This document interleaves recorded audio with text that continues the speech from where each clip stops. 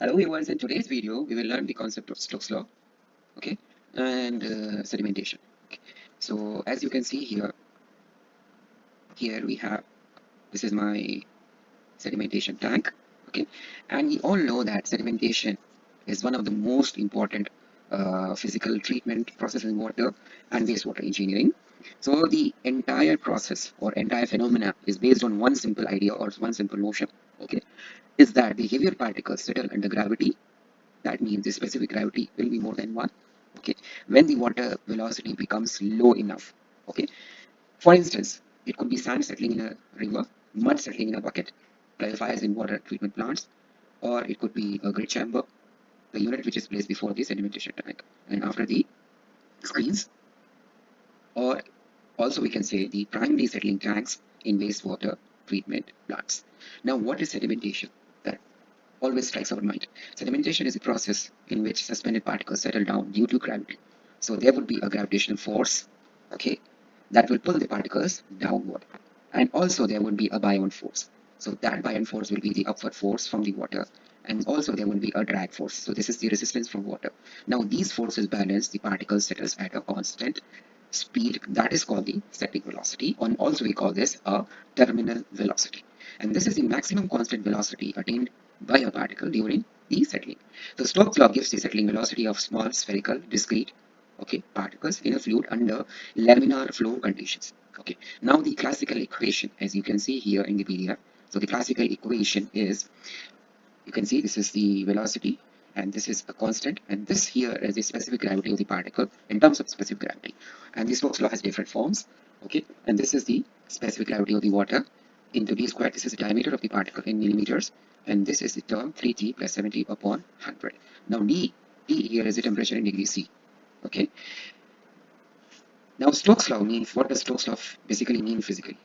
It means the larger particles will settle faster because the velocity, you can see the velocity is directly proportional to the square root of the diameter. Square of the diameter, not square, square of the diameter. So if the diameter doubles, the settling velocity becomes 4 times large. Now, the denser particles settle faster. It means if the particle density is increasing, the gravitational force will increase and settling becomes faster. So for example, for instance, we can say that the sand settles faster than the organic matter. More viscous water slows settling. There could be a drag, there could be a resistance. So the hot water means lower viscosity, particles settle faster. Cold water, higher viscosity, and particles settle slower. This is why the winter operational clarifier becomes very cumbersome or difficult. The Stokes law applicable only for laminar flow. This is very important. Okay, the Stokes law is only valid when the Reynolds number is less than the 1. So Reynolds number, we all know the ratio of inertial forces over the viscous forces. Okay, so the Reynolds number around the particle is very small. This means smooth motion, no turbulence, and there could be laminar settling. Now, Stokes assumed, you can see in this one, I'm trying to just summarize. You can see the specific gravity about 2.65, organic suspended solid having specific gravity of 1.04. Okay, now this phenomenon of settling down of particles at the bottom of sedimentation tank is also known as hydraulic subsidence. Okay, so it will have its own hydraulic settling value, which we call this hydraulic subsidence. Okay, this is dependent on velocity of the flow, the size and shape of the particle, viscosity of the water, and this also leads to the frictional resistance to the movement of water, and it depends on the temperature of water. So Stokes assume that as a whole, you can say smooth fluid layer, negligible turbulence, small particles, low settling velocity. If turbulence is happening, so it could lead to drag force changes, and the Stokes equation will become inaccurate. At higher Reynolds number, the Newton's law or transmission settling equations are used, drag coefficient changes. So this Stokes law is not universal. Now the discrete particles, it means the particle is settled independently, or you can say individually. They do not stick together, they do not coalesce together, or they do not agglomerate together, or they do not combine together. They do not flocculate. It can be also called they do not flocculate. Examples could be sand, grit, smaller mineral particles.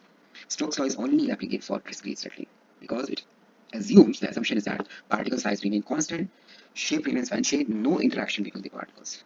That's called no flocculation. If the particles become colliding, fluctuating, compressing, the Stokes law no accurately predicts the settling in a sedimentation tank. Okay. Now let us go through another form of the Stokes law. You can see it here. Okay. This is another form, and this is applicable for the diameter smaller than 0.1 millimeters. Okay. And this is another form. Sorry, this is for the first one is for the 0.1, and this is the another form. Okay. And here you can see diameter is not to the power 2, so it is another form. Okay, and this one is You can see the velocity of flow can be decreased by increasing the length of travel, and thus the particle is allowed to stay for a longer period in a sedimentation tank. So it could get maximum opportunity to come down and settle at the bottom of the tank. Okay, now there is a simple problem here. You can see the diameter of the discrete particle, or you can say the individual particle is given, which is 0.0008 millimeters. So this is lesser than 0.1. Specific gravity is given 2.67. So here, first term will be 2.67 minus of the specific gravity of the water into diameter of the particles, which is 0.08. Now make sure you are really aware of the unit and conversions. And the temperature is 20 degrees C. So you will substitute the value, and then you will get the answer as. So the answer has to be here in millimeter per second. And the second question, you can see this is greater than 0.10, 0.10. So we will use the second form where the diameter is not to the power 2. So by using this, okay, you can see the two forms. So you will get the answer here. Substitute all the values, you have all the values, and here also the specific gravity is less than 2.65, so it's closer to 1. So here the answer is 2. Okay, and they are also saying they will determine the removal of spherical discrete particles of 0.4. So here you can see that for 0.8, this is the value, okay, and 0.4, this is the value. So by dividing this, we come to know that so far is designed to remove 0.8, and if the tank is designed to remove 0.4, so it is proportional to the ratio of the velocity of settlement. So it's like v1 by v2 is half, so it's 50% removal of 0.40 millimeter discrete particles. Okay, now if we look here in this figure, if you see the figure here, okay, so you can see there are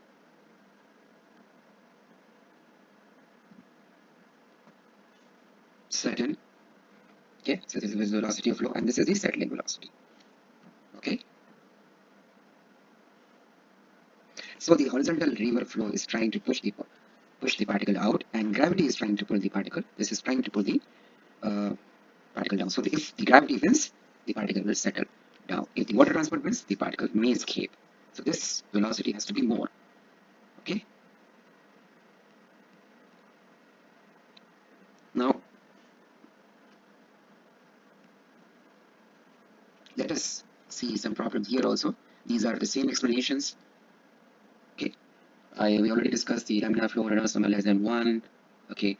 And limitations is only valid for laminar flow, not for flocculent settling, not for the thermal flow. Again, there is a problem here. Sand particle have a diameter of 0.005, so it's less than 0.2, 0.10.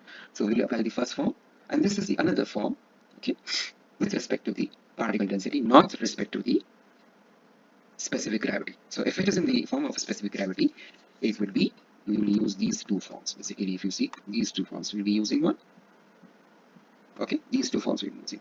In terms of density, it is the particle density minus the fluid density to d square. Okay, and we all know that specific gravity is the ratio of particle density with respect to the water. So substitute the values, you will get the answer. So here the answer is in meters per second, and here you can see the second question. This is another kind of question. You can see here the sedimentation tank has a flow rate of 500 meter cube per Q, and surface area is 100 meters square. So you have to find out the settling velocity. So first of all, what we will do, we will first of all find out using the continuity equation, which is Q is equal to A upon A, flow rate is equal to area into velocity. So here the flow rate is already given, but it is in meters cube per day. So we will convert that in meters cube per second, and then we will find out the overflow velocity. Now the overflow velocity is what? V naught is the overflow velocity, which is this ratio of the flow rate upon the area. Okay, and area is given. Now the Q already has been converted into meters cube per second. Substitute value, we will get the overflow rate as meter per second. Now the velocity already given as 0.006 meter per second, and the V naught is given. So now you can see the surface velocity, settling velocity is greater than V naught. So the particle will settle down. So these can be removed. Okay, the parts, because if you see the law here, the law says that this law says that the settling velocity has to be greater than the overflow rate. V naught is what? Q upon A. V naught is Q upon A. So the particle will settle. Now there is another problem. We have to check that this Stokes law is valid or not. So for the particle settling at 0.00225 meter per second, the diameter is given. Now for this, what we need to do is, diameter is given, the fluid density is given, and this value we will take from the table. Okay, because Stokes law has a lot of forms.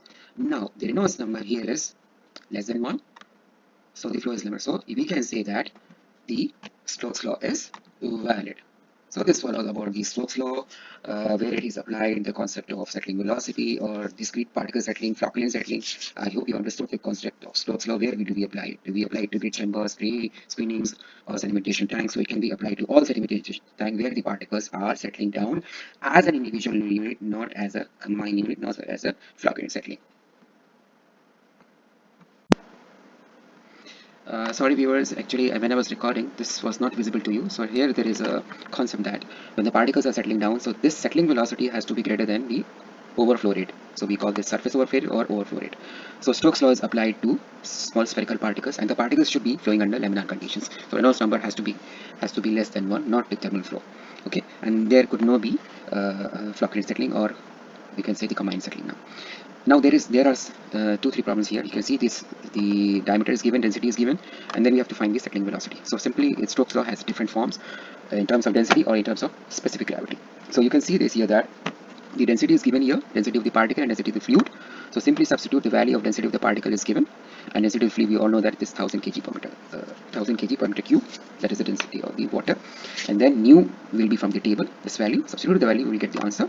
Now there is another problem. It says that the flow rate is given, so we will convert that into meters cube per second. Surface area is given, and then we have a settling velocity which is given. Okay. Now we have to find out that will this particle settle down or not. So the concept we will apply from the top diagram, that the settling velocity is greater than overflow rate, then only the particle will settle down and the gravity is applied. Okay, because particles settle down under gravity only.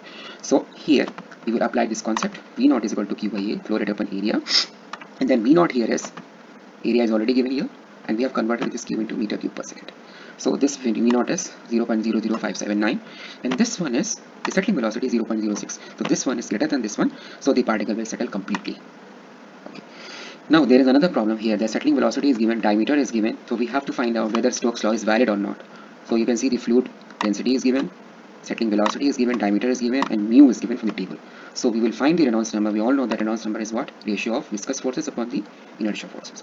Substitute the value, which is the particle fluid density upon the settling velocity, into diameter of the particles upon the viscosity value which is given. Substitute the values. So here you can see the Reynolds number is less than 1, so we can say the Stokes law is valid for this particle or for this particular problem. So this was missing in that previous recording, so please continue with this. Don't forget to like and subscribe.